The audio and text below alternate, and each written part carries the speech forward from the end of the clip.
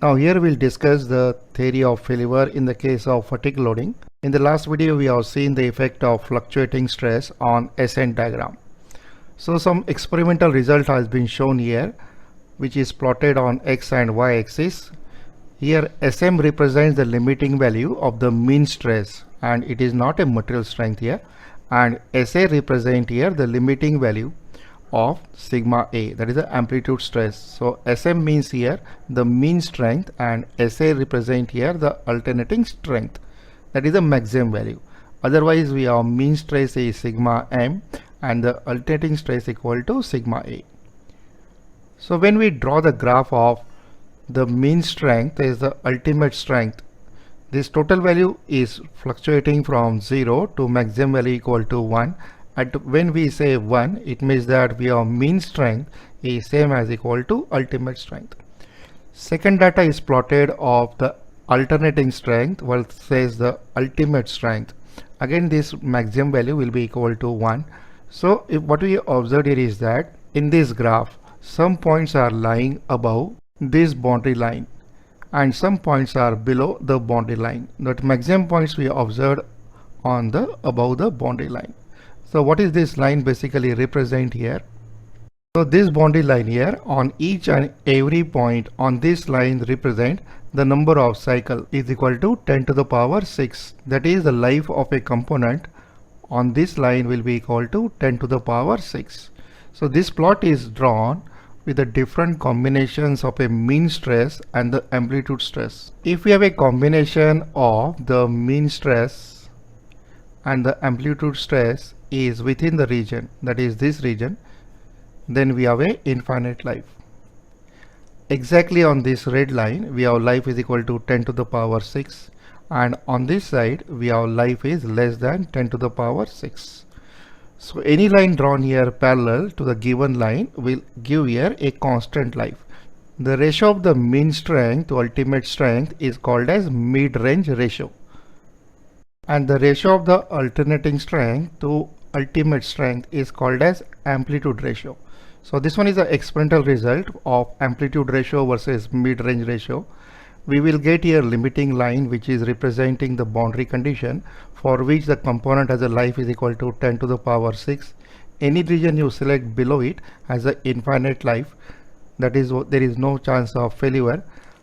Above this one will not say failure, we'll say here the life is finite, but as we wish the life should be infinite, so you have to select this region that is below the 10 to the power 6 cycles. When we say that we have mean strength is equal to ultimate strength, that is exactly at this point we have mean strength is equal to ultimate strength. So that will represent the fracture. We will get a fracture in very first cycle, and therefore you have to select the region below the 10 to the power 6 cycle. So when we plot a graph of mid-range ratio versus the amplitude ratio, and when we have the mid-range ratio is equal to 1, in that case we have limiting value and Sm is same as equal to SUT. Mean strength is equal to ultimate strength. That will be called as the first cycle fracture. So we'll plot here a graph of sigma A versus mean stress. So on the y-axis if you select any point, in that case the value of mean stress will be equal to 0. If the value of the mean stress will be equal to 0, then you have only amplitude stress and you will get a stress is same as equal to fully reverse stress. On x-axis we have a mean stress and the amplitude stress equal to 0. So on x-axis we have amplitude stress equal to 0 and the mean stress will be constant value. Then you get a stress versus time diagram as a constant value. Y-axis represent here the mean stress equal to 0, x-axis represent the alternating stress equal to 0. It means that at any point here we have a certain value of the mean stress and alternating stress. So we have certain value of mean stress and alternating stress. This value will change. According to that we will get a different graph here. Say for if we are very close to the origin, in that case your graph will be something like this. Both value we are taking as positive value, so your graph will be like this. If you at this point, then we have mean stress will be higher. So I have to show with respect to x-axis the mean stress is higher as well as amplitude stress is also higher. So we'll get here more fluctuations. Likewise, the contribution of mean stress and amplitude stress will change over here. So x-axis represent here basically the static failure, because the stress is remain constant. Static failure is due to, that is yielding is SYT, and second is due to fracture is due to SUT. And one value of endurance strength that we are going to plot for infinite life on the amplitude stress. If I join the value of SE with SUT, then I will get the first theory of the fatigue failure, that is called as the modified Goodman theory. So on the amplitude versus the mean stress plot, if you join the endurance strength with the SUT, in that case you will get the first criteria, that is called as the modified Goodman line criteria. And this boundary separates from the infinite life to finite life. Basically this line represent here a life of 10 to the power 6. If we are below this, then we have a infinite life, and above this we have a finite life.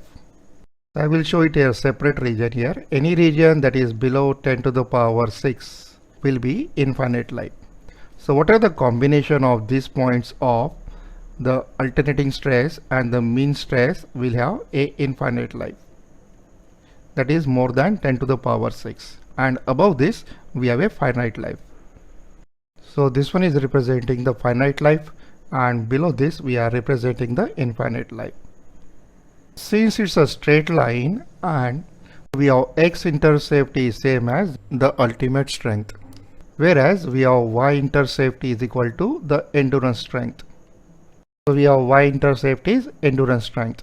Since it's a straight line and we are knowing the x-intercept and y-intercept, and we are familiar here how to write the equation of line in the terms of x-intercept and y-intercept. So we have equation of line that is same as the Goodman line is x upon x-intercept.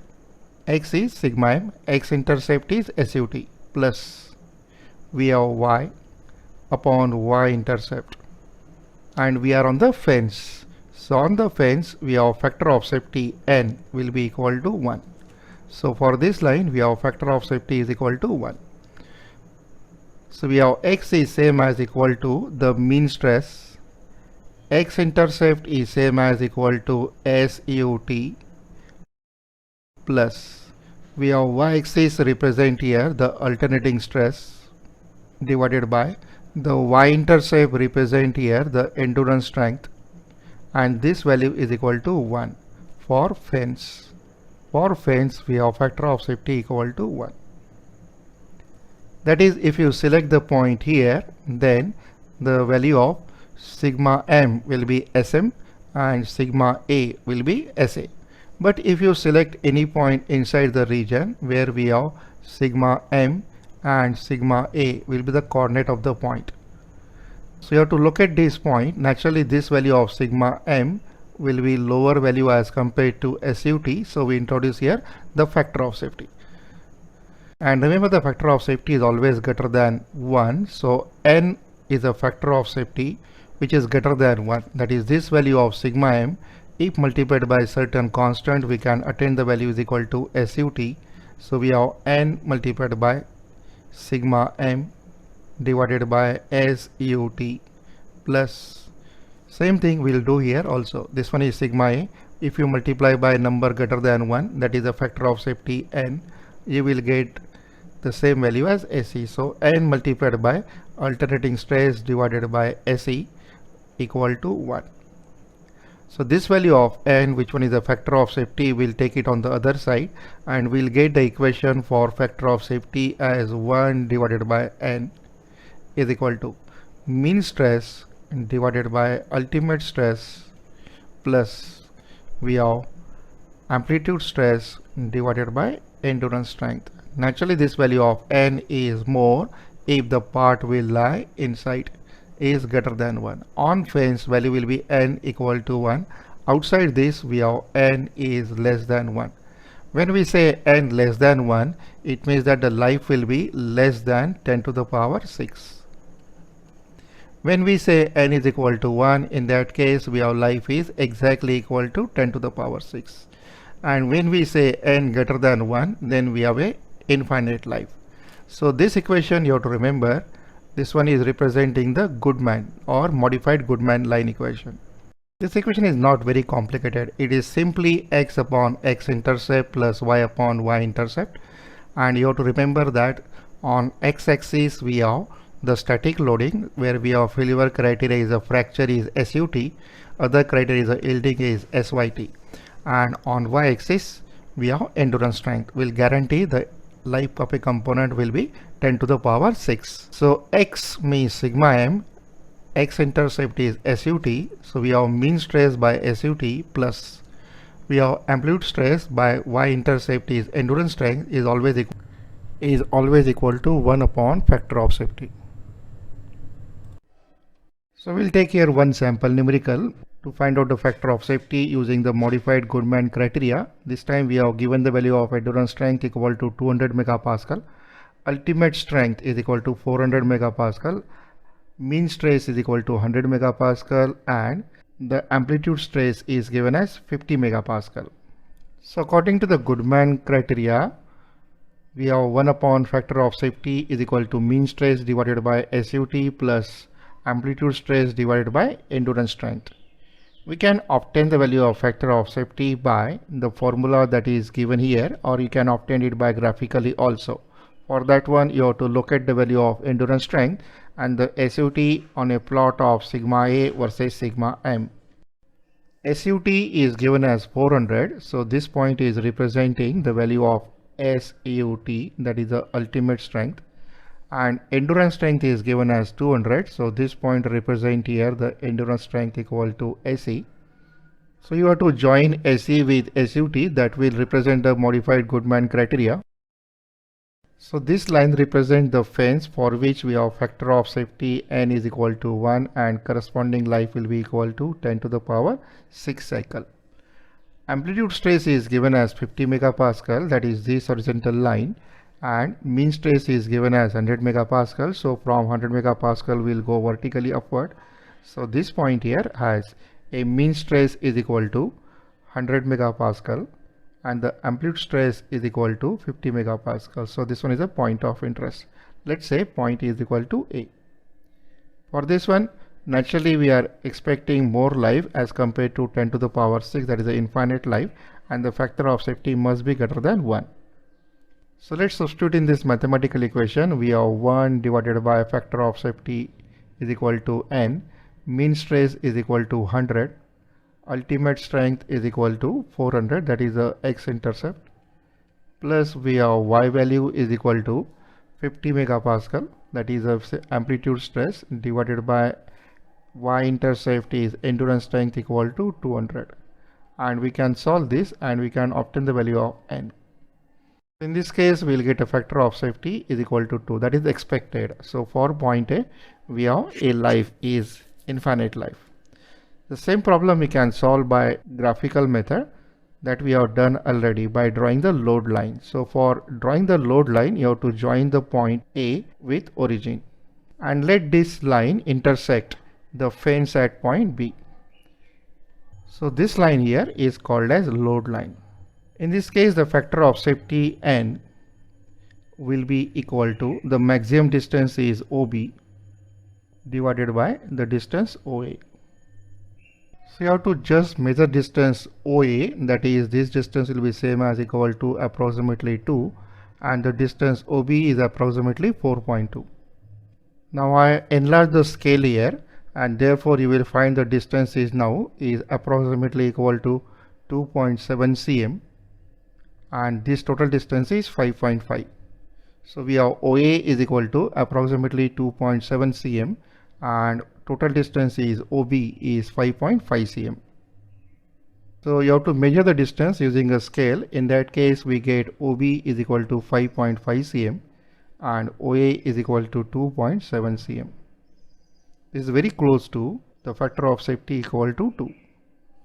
So both method will work. The graphical will work as well as the mathematical equation for Goodman criteria will work.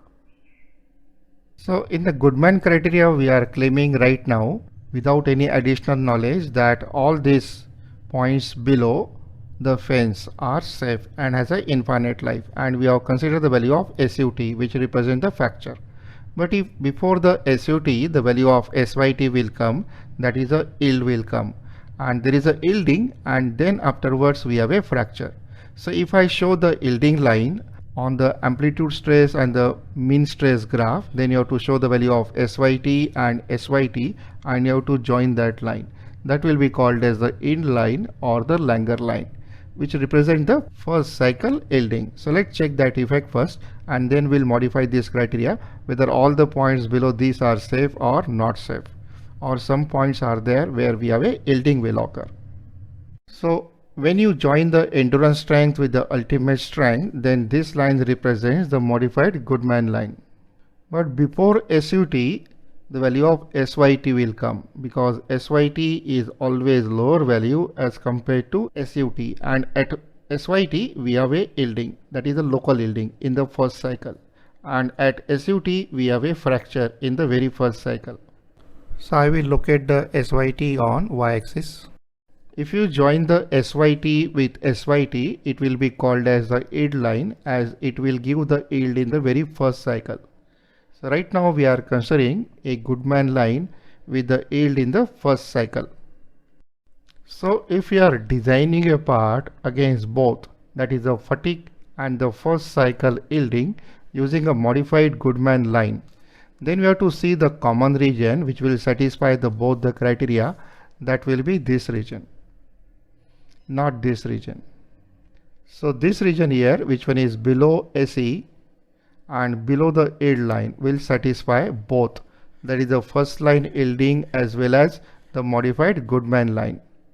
So anywhere the region below this line will satisfy the first line yielding, and any region below this line represents the fatigue loading, that is the life will be the infinite, and this region here which will satisfy both criteria, that is the first line yielding as well as the fatigue life is infinite. So I will draw here a boundary which represents the Goodman line as well as the first cycle yielding. So this boundary line is representing the modified Goodman line. But if you consider any point in this region, then we have yielding already done. So this is not a valid region in the case of Goodman line, because already the yielding has been initiated. So only this region is a satisfied region in the case of Goodman line. So entire region below the modified Goodman line will not satisfy all the point, because in this region yielding is already start, and therefore the chance of failure will be there. So only this region you have to use in the case of modified Goodman line. So remember the yield line here. Yield line is obtained by joining the SYT with SYT. SYT value is always lower than SUT. SYT means that we have a yielding in the first cycle, and SUT means we have a fracture. Why we say first cycle yielding? First cycle yielding because this one is representing the static load, that is a single cycle. Remember our SN graph will start with the 10 to the power 0, that is called as one cycle, which one is we are calling as first cycle yielding. So this axis always represent our static loading. So whatever the criteria we're going to define in the fatigue, you have to always cross check with the Langer line, that is called as yield line. If the region you are joining by obtaining the SE with SYT, that will be called as the Soderberg line, then that region will be entirely below the yield line. So each and every point if I join with SE with SYT, that is this region here, which one is called as the Soderberg line. So this criteria will introduce now, that will be called as the Soderberg criteria, and each and every point of the Soderberg line lies below the yield. So when you consider the failure due to Soderberg, it is a chance that there is no yielding at all. But if you consider the failure by modified Goodman line, then this green region will satisfy the criteria for both, that is a yield line as well as modified. But this region which is above the yield line and below the modified Goodman line will not satisfy the criteria of first cycle yielding. The video you are watching is from the app, which is the Mohod class app available on Google Store. And in this app, we'll cover all subjects involved in mechanical engineering for GATE. Join the course directly from your mobile. The link is given here.